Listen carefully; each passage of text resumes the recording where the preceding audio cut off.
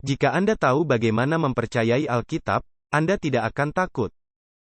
Anda juga tidak akan memiliki ketidakpastian. Anda akan memiliki keyakinan kepada Tuhan, dan kedamaian di hati Anda. Ketakutan adalah salah satu faktor pendorong utama dalam krisis di akhir zaman. Ketika Anda membaca tentang bencana, perang, dan kelaparan, hal itu pasti akan menimbulkan rasa takut di dalam hati. Ketakutan juga merupakan mekanisme yang digunakan pemerintah untuk membuat orang melakukan apa yang pemerintah ingin mereka lakukan. Ketika pemerintah berusaha menciptakan ketakutan untuk membuat penduduk melakukan sesuatu yang bukan untuk kepentingan terbaik mereka, tidak perlu diberitahu kemana arahnya. Nazi beroperasi atas dasar ketakutan. Penduduk takut pada mereka. Orang-orang Yahudi takut pada mereka. Dan ketika ada kontrol total yang didasarkan pada rasa takut, manusia bisa menjadi tidak masuk akal dan brutal. Musuh tahu apa yang dia lakukan. Dia pernah melakukannya sebelumnya. Musuh mengharapkan hal-hal yang lebih buruk akan datang. Yesus tidak dimotivasi oleh rasa takut. Dan inilah yang dibenci oleh para pemimpin tentang dia.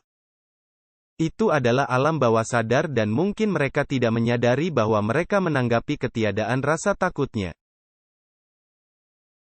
Tetapi mereka tidak suka bahwa dia mengatakan hal-hal yang berani, dan melakukan hal-hal yang dengan sengaja ditargetkan pada ajaran palsu mereka. Yesus tidak takut akan hal itu. Dia tahu dia dibimbing oleh surga, dan mengasihi Bapanya. Serta dikasihi oleh Bapanya. Jadi dia merasa aman dan tidak takut. Ini berarti bahwa mereka harus berurusan dengan masalah ketakutan dalam hidup mereka. Umat Tuhan harus melakukan ini pada akhir zaman. Mereka harus melakukan hal-hal yang sangat menakutkan bagi kebanyakan orang. Dan itu seharusnya tidak mengejutkan. Alkitab penuh dengan orang-orang yang bertindak dengan keberanian pada situasi yang menakutkan. Pikirkan tentang Daniel di gua singa. Pikirkan tentang Sadrah, Mesakh dan Abednego di dapur perapian yang berapi-api. Itu adalah contoh-contoh yang sangat menyedihkan. Tapi pikirkan juga tentang Nuh di Bahtera ketika hujan datang untuk pertama kalinya dalam sejarah bumi. Hal itu tidak diragukan lagi meyakinkannya lebih dari yang lain bahwa Tuhan telah berbicara kepadanya. Dan mempersiapkannya untuk akhir dunia seperti yang dia ketahui. Pikirkan tentang para martir dalam sejarah, yang dilemparkan ke singa di Kolosseum di Roma. Tidak diragukan lagi menakutkan. Dibakar di tiang pancang, tidak diragukan lagi menakutkan. Tetapi mereka percaya kepada Tuhan dan mereka menyerah pada kehendaknya dalam hidup mereka. Seringkali mereka harus berdiri sendiri melawan musuh yang kuat. Tetapi mereka tahu bahwa mereka dipelihara oleh suatu kuasa yang lebih kuat yang bukan berasal dari dunia ini. Dan bahwa mereka telah mengalahkan musuh.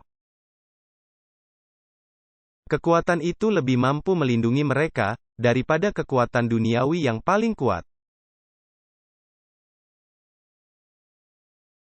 Itu adalah perlindungan spiritual. Tuhan tidak menjamin Anda perlindungan fisik, meskipun terkadang Dia menjamin. Dia memang memberikannya.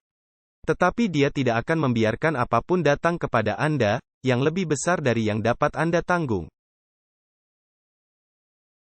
Tetapi Dia akan memberikan jalan keluar. 1 Korintus 10 ayat 13 mengatakan, Pencobaan-pencobaan yang kamu alami ialah pencobaan-pencobaan biasa, yang tidak melebihi kekuatan manusia.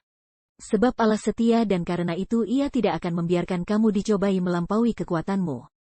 Pada waktu kamu dicobai Ia akan memberikan kepadamu jalan keluar, sehingga kamu dapat menanggungnya.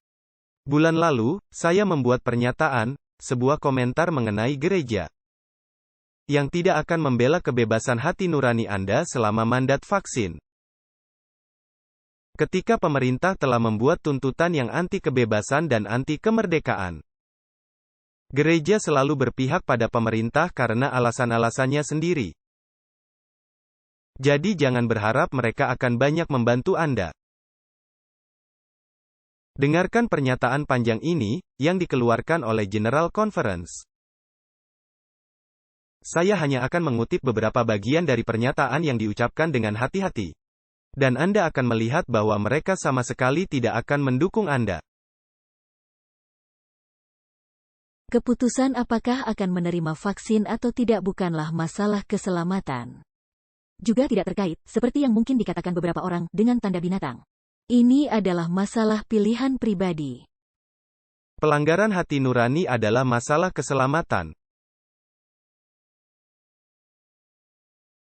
Jadi jika mandat vaksin melanggar hati nurani Anda, itu adalah masalah keselamatan bagi Anda.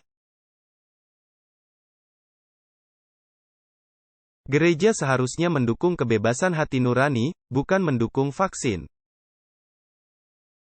Dan soal mandat vaksin, tentu saja itu terkait dengan tanda binatang. Persoalan dalam Wahyu 13, adalah apakah Anda akan melawan hati nurani Anda dan menerima tanda di dahi atau di tangan Anda untuk mematuhi penguasa yang berkuasa, atau untuk memenuhi kenyamanan Anda sendiri. Dekret vaksin mengharuskan beberapa orang untuk melanggar hati nurani mereka untuk menjalani kehidupan normal. Hal yang sama seperti yang akan dilakukan Undang-Undang Hari Minggu. Dan itu sebenarnya adalah ujian kesehatan terhadap iman yang mengarah pada Undang-Undang Hari Minggu.